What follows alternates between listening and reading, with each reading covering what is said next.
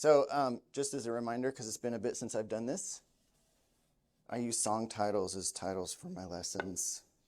This song is a song by a man named Sam Fender, who's from Scotland. It's just one of my favorite songs, and for me, it kind of fit the moment. So that's why I picked this song. If you're interested in listening to it, have at it. It's a good song. Also, been a bit since I've done this, and I hate having paper and stuff in my hands because I have to hold my coffee mug. It's my security blanket. So this is my outline. For those of you who are note takers and just are curious, here's where we go. When we lived in Oklahoma, I'm a huge NBA fan, have been for my whole life. But the Seattle Supersonics relocated to Oklahoma City and became the Oklahoma City Thunder, and no one in Oklahoma was more excited about it than me. And we had a group of about 5 families who decided we would all chip in and get half-season tickets to the Thunder, and then we just had a lottery and basically divvied them all up. And one of the games that Hope and I were going to go to, we had decided, I think it was on a Friday night, and so we were going to go to the game. But we decided to kind of make a 2-day deal of it, so we left the kids with my mom. And we decided, instead of getting down, you get on I-44 in Tulsa and just drive straight and you run right into the city. Instead of doing that, we're like, well, we've lived here for a while. We've never driven Route 66 from Tulsa to Oklahoma City. Let's just do it. We'll do it going down and coming back. So we did.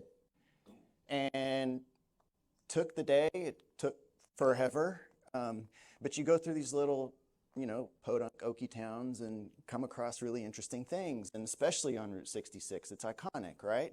And so we end up passing this church, and it's this old, dilapidated, rundown church, but somebody had taken it and turned it into a winery, which I think is appropriate, right? Because if the guy who, changed water into wine you're worshiping, why don't you? Why not just, follow in his footsteps?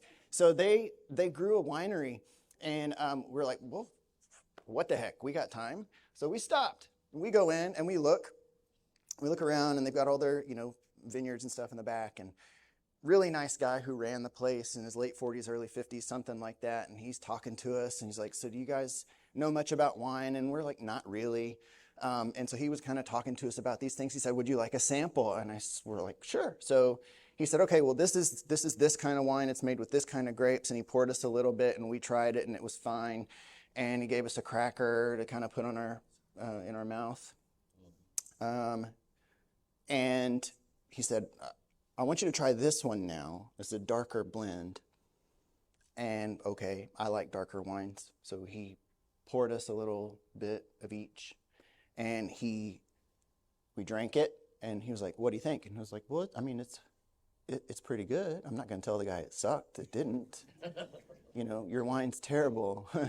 No, it was actually really good. And he goes, okay, now eat this. And he handed us a square of dark chocolate. And I tell you what, my brain melted.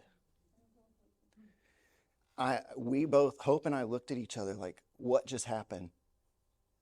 What in the world just happened? He goes, it's good, isn't it?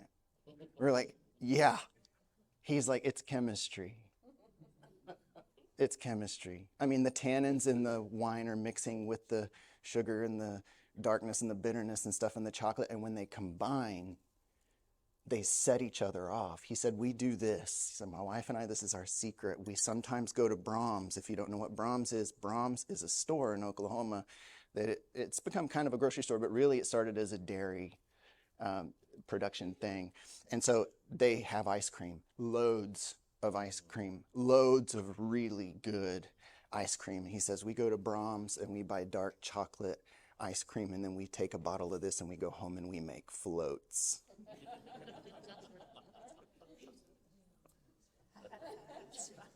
You do what? You can do that? Like, that's a thing. Yeah, he said, it's amazing. You're welcome. Samantha, Hope, and I are on a mission to find the world's best pizza. we've had pizza. Well, Sam hasn't yet. Hope and I, we've had pizza in New York. We've been to Chicago. We eat pizza around here. I don't think we've been to every pizza restaurant in Birmingham, but we are close. We've had pizza in Atlanta. We had pizza in England. Anywhere we go, if there's a pizza joint, we're going to try it. Okay. So a couple of weeks ago, maybe a month ago, maybe even longer than that, Hope's sister and brother-in-law who live up in Nashville are like, hey, come up for the weekend. So we do. Where do y'all want to go? I don't know. Have you ever walked around Germantown? No. Let's do that. We're going to meet up at this place. It's Alan, my brother-in-law, one of his favorite places. It's a place called Pizza 312. 312 is the area code for Chicago, I believe. And they serve deep dish Chicago pizza. And we're like, okay, we're down. Place in Nashville, Chicago-style pizza, whatever. So we go and we order our pizza, and the pizza comes out. And of course, it takes forever to get there because they're super big and thick, and it takes like an hour to make one. And so they bring it out and they set it down in front of us, and we're starving. And they cut us a slice. They put a slice in front of me, Samantha, Hope, Susan, and Alan. And we dig in. And there's this thing that happens when we've hit a sweet spot where we just enter like this prayer pose where we take a bite and we eat it, and then we're like, Samantha and I go like this. We're just like this. And then we look up at each other and start giggling like children. It was wonderful. Some of the best pizza I've ever had anywhere. Unbelievable. I'm a nurse. I work in a pediatric clinic, which means I have loads of stories with little kids in it. The other day, I'm in Well Clinic with my doctors where we do all of our physicals, and I'm the shot guy. And which means the kids love me. But on this particular occasion, this 4-year-old had come in for his physical, and at 4 years old, typically you get your big boy, big girl go to school shots, and it was his turn, but he didn't know that yet. And so I walk in, and I actually roomed him. We do a little blood work, and we do some other things, and I'm talking to him, and he's just kind of silly. He's like a 4-year-old, normal 4-year-old. And I'm chatting with him, and we're kind of bantering back and forth. And I say, okay, well, the doctor's going to come in and see you. And then finally he does. And then my doctor comes out and he's like, okay, he's ready. So I have him prepared, and I have a little tray that I carry him in on because it's a little bit easier that way. And I walk in to the room, and the kid is sitting on the bed, and he looks me dead in the eye, and he goes, why are you here?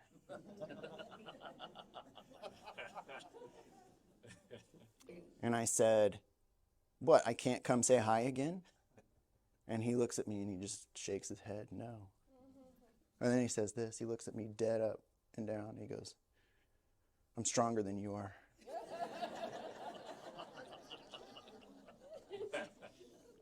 Really? Yeah, I can lift the doctor. No way. Yeah, I can lift a whole building. That is incredible, buddy. And then we pinned him to the bed and objectively showed him he was not stronger than we were as we gave him his vaccines, and I felt really bad. This other kid was in the clinic last week with his sister, 3-year-old. As they're leaving the room where I'm sitting, the room is kind of off here.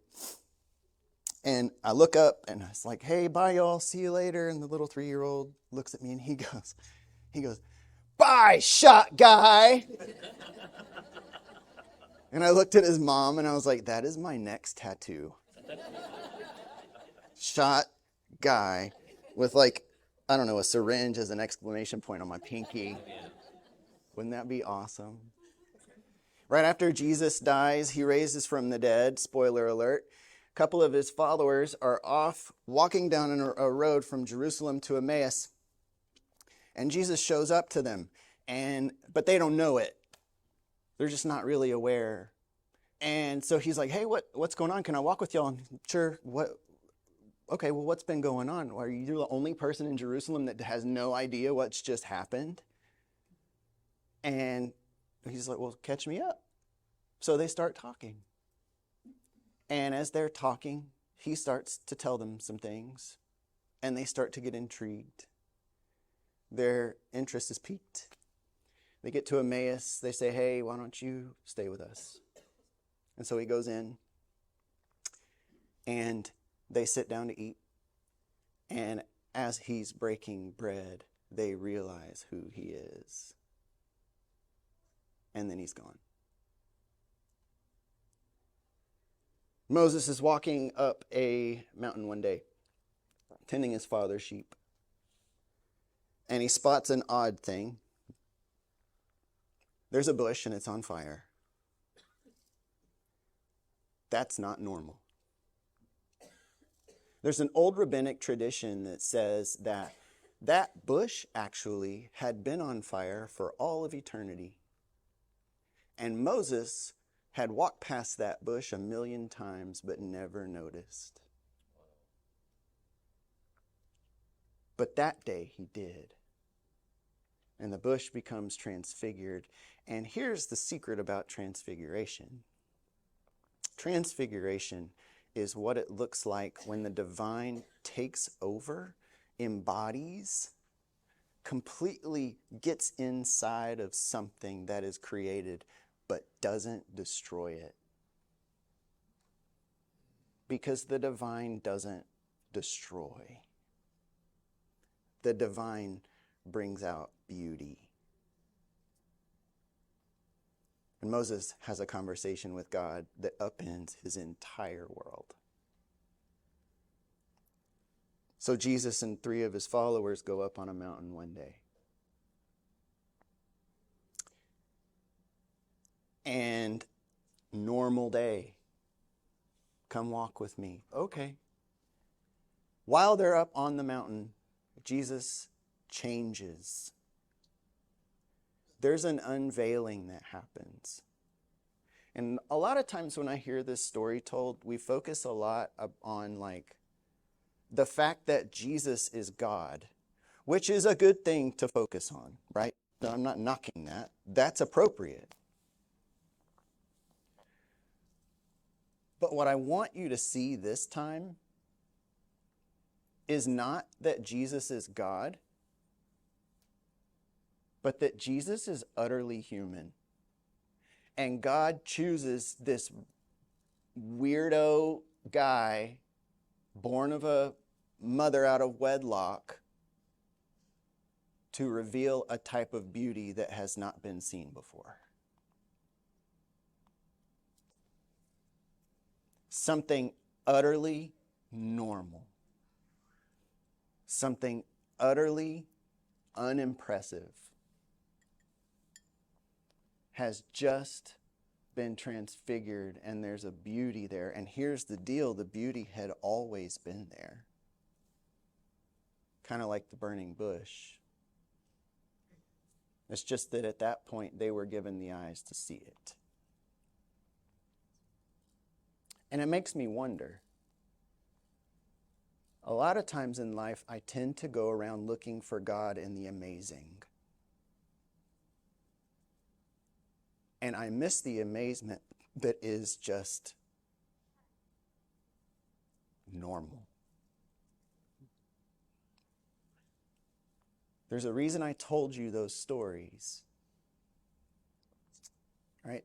Lessons in chemistry. Who'd have thought dark chocolate and wine would stick? That happened like 15 years ago. That was a long time ago. I remember it like yesterday. Shocking. Pizza 312, I know that was more recent, but I'm telling you, we were just in Nashville and we were like, should we go?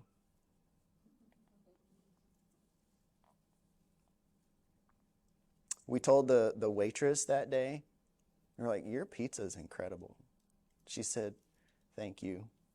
We got people that come in from across different areas. There's a family, I think she said they were from St. Louis or something, like maybe Memphis, I can't remember. She said every time they come in, they order one to eat and one to go, and they take it with them every time, and they come like once a month.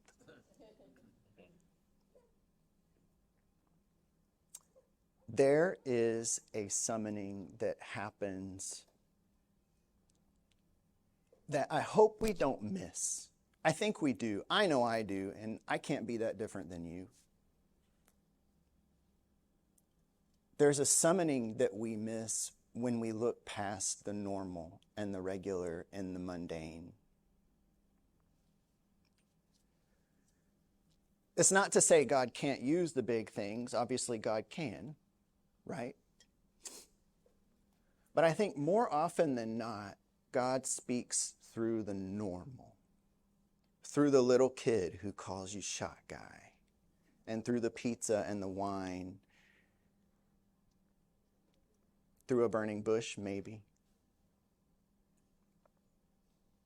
There's a summoning. There is a calling. Don't look past this. Don't look past this. Transfiguration leads to transformation. The difference between transfiguration and transformation is this. Transfiguration, like I said, is what happens when the divine enters and overtakes the creation or a human and doesn't destroy it. Transformation is what happens when a human, when the created, takes on the divine but doesn't stop being human.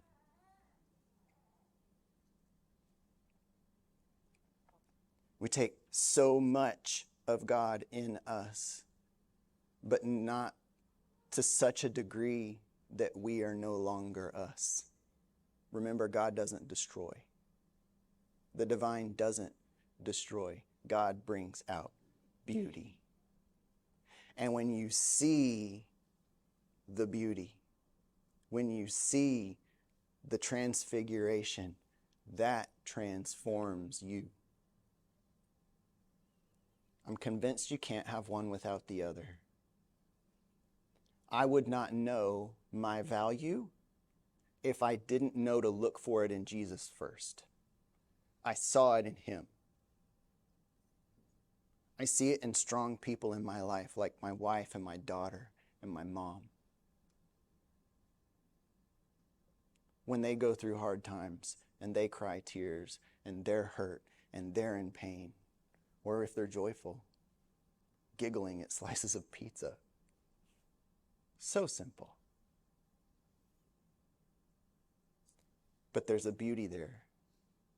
And say what you want. I welcome the people who are like, it's just your brain chemistry doing this and this. Okay, whatever. Haters gonna hate, Taylor Swift reference on Super Bowl Sunday.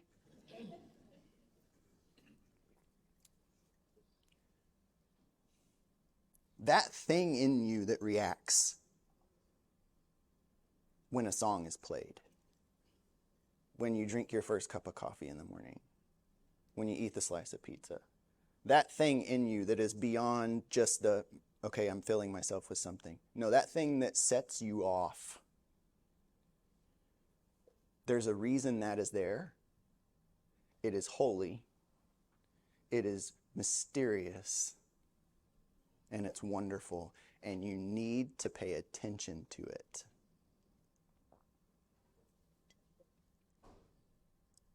Because it might just be God is trying to communicate something to you. So we come here on Sundays, mostly, and we do these really simple things. We say the prayers, we sing songs, we listen to people attempt to do this. But the big thing that we do is going to happen right behind me. And it's simply this. When we come to the table and we have something as simple as a cracker or a piece of wafer and some wine or some grape juice, this is the summoning. It is the call to find God in the simple. Not because God is only here. We find God here so that we can find God in other places. so that we find God in the pizza or the smile or the little kid or the pain. We come to be transformed by the transfiguration of something so simple and yet so incredibly profound. And we're doing this, thankfully. What happens Wednesday? It's Ash Wednesday. Going into Lent, don't you think we need to know this? Lent as a time of testing, as a time of introspection and growth and loneliness. You can find God in the desert. And that's the attempt for the next 40 days, to find God in the desert.